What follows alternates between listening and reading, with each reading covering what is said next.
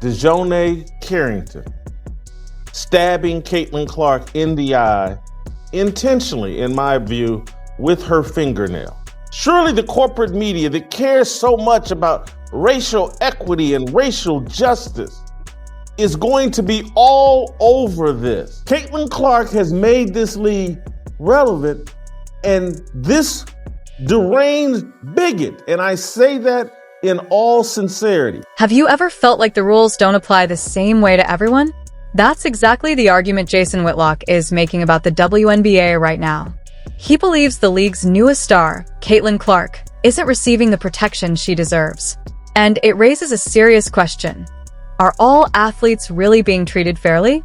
Let's break down the moment that sent shockwaves through the league.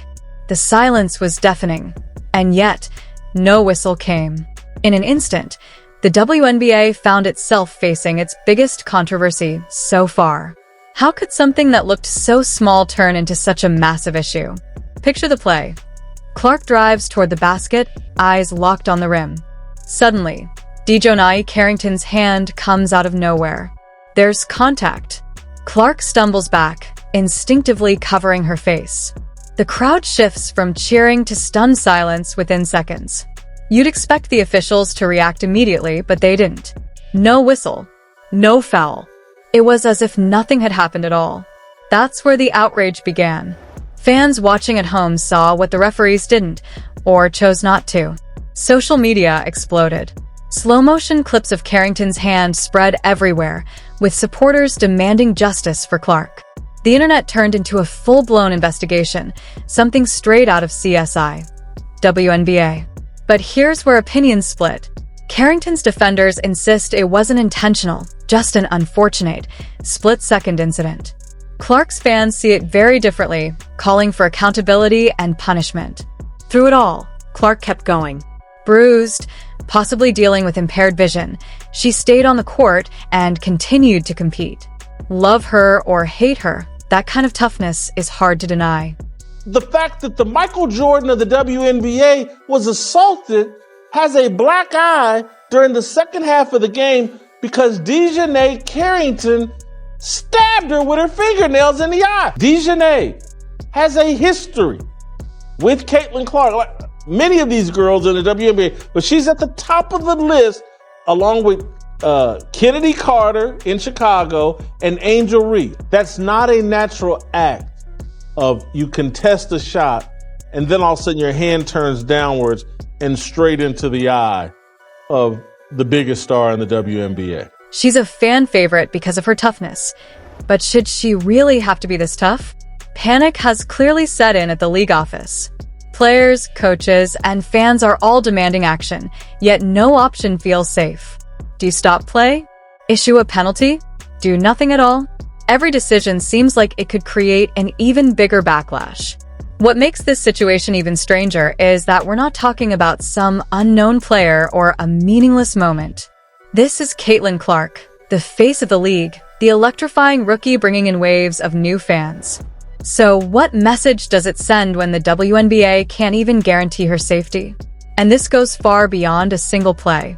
It raises serious concerns about star treatment, player protection, and the overall integrity of the game. One eye poke has blown the lid off deeper issues the league has been trying to ignore. Fans are now completely divided. Some are calling for Carrington to be suspended or removed from the league altogether. Others are rushing to her defense, insisting it was simply part of the game. But on one thing, almost everyone agrees, the officials got it horribly wrong. If an eye poke feels shocking, it's only a small piece of a much larger problem. What's happening behind the scenes suggests the WNBA's challenges run far deeper than one questionable play. Caitlin Clark was assaulted yesterday in her very first playoff game in the WNBA. We've seen the animus directed at Caitlin Clark all year. Ever be the biggest star in American sports was assaulted 2 minutes into the game on a dirty play with one of these women with these long fake fingernails that stabbed her in the eye. But damn it, in the first 2 minutes of this game, this DiJonai Carrington stabbed Caitlin Clark with her fingernails right in the eye. How long before the entire house of cards finally collapses? To understand what's really happening, we have to zoom out. This incident involving Caitlin Clark isn't an isolated moment. Fans are starting to recognize a troubling pattern that's been building all season. Clark has absorbed hit after hit, yet it often feels like the referees are looking the other way when it comes to protecting the league's biggest star. And this is where the conversation gets complicated. Not everyone is angry because of Clark. Many are simply worried about player safety. These are professional athletes, not gladiators. When they step onto the court, they shouldn't have to fear serious injury, let alone something as dangerous as an eye gouge. What's making the situation even more volatile is the racial tension now tied to the debate. Some fans argue that Clark deserves more protection because she's a white player, while others push back hard, saying athletes of color have endured years of physical, unchecked play without similar concern. That single eye poke didn't start the fire. It poured gasoline on an already smoldering issue. Now fans aren't just watching in silence. They're furious. Calls for Carrington's suspension, boycott threats, and public outrage are everywhere. A common question keeps popping up. Why support a league that can't, or won't, protect its players? And it's not just random voices online. High-profile commentators are stepping in, putting pressure directly on the league. Kathy Engelbert needs to act, one said bluntly. This is unacceptable. That's not a small accusation. Engelbert is clearly feeling the heat. All eyes are on the commissioner as tensions rise. But whatever she does next comes with serious risk. A light punishment will be seen as meaningless. Go too far, and she risks alienating players who believe the league is overreaching. Right now, she's walking a razor-thin line, with no safety net beneath her. She has to act without giving the impression that the league is favoring anyone. The priority must be clear. Player safety matters. And she needs to move fast before this situation spirals any further out of control.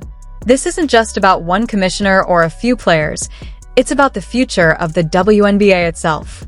The league has spent years working to grow its audience, expand teams, and prove that women's basketball is just as intense, competitive, and entertaining as the men's game. Now, all of that progress is suddenly at risk. Because, let's be honest, why would fans invest their time and money if they don't believe the league can protect its athletes? And if playing in the WNBA puts players' health in danger, why would parents encourage their children to chase that dream? This backlash could be the breaking point, the moment that forces the league to take a hard look at how it operates. The WNBA is facing a tough decision, but within this crisis lies a rare opportunity. Imagine a league that comes out stronger, safer, and more respected than ever. Could this unfortunate incident, Caitlin Clark's eye poke, actually spark a turning point for women's basketball? So how does the WNBA fix this? It starts with putting player safety above everything else. Change needs to happen quickly. One idea already gaining traction is improving referee training, officials who can spot dangerous plays before someone gets hurt, not after the damage is done. Then there's discipline. Right now, some players seem to believe they can cross the line without consequences. What if the league took a zero-tolerance approach to violent fouls? We're talking about real penalties, fines, suspensions, and everything in between. If enforced properly, players would suddenly think twice before putting someone else's career or health at risk. Players would start thinking twice before throwing an elbow or, worse, going after someone's eyes. And this is where things get truly interesting. This isn't just about tweaking a few rules, it's about reshaping the league's entire culture. What if the WNBA used this moment to redefine itself as the safest and fairest basketball league in the world? That kind of reputation wouldn't just protect players, it would attract new fans and keep existing ones invested. Now, let's talk about Caitlin Clark herself. She took the shot to the eye and kept playing, barely making a scene, handling it like a true professional. Fans admire that toughness. But what if she used her platform for something bigger? Imagine Clark stepping forward and calling for stronger player safety measures. She could help reshape how the WNBA is viewed and lead the league into a new era. What's remarkable is that fans are already out in front. This isn't just noise on social media anymore. Supporters are organizing, voicing their anger, and even threatening boycotts. That kind of pressure is impossible for the league to ignore.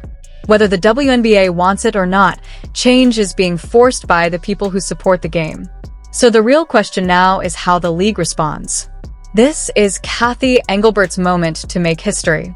She has the chance to introduce sweeping reforms, stricter rules, tougher punishments, and better referee training that could redefine the future of the WNBA.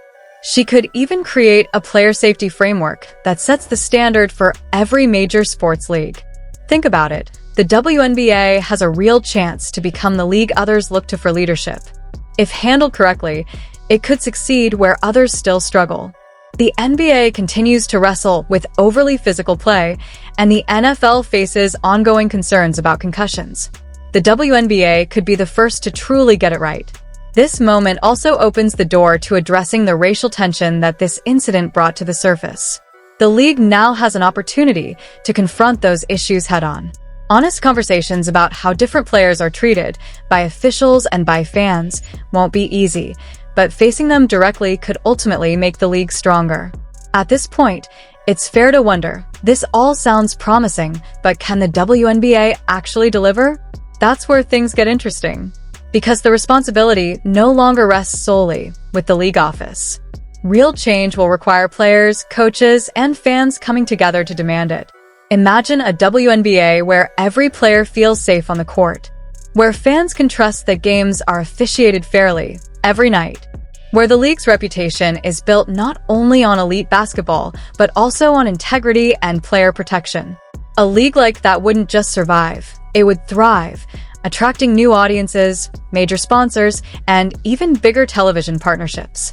And the most shocking part? All of this could trace back to a single moment, one eye poke that forced the entire league to stop, reflect, and take a hard look at itself. Sometimes, real change only comes in the middle of a crisis. And that may be exactly what we're witnessing right now.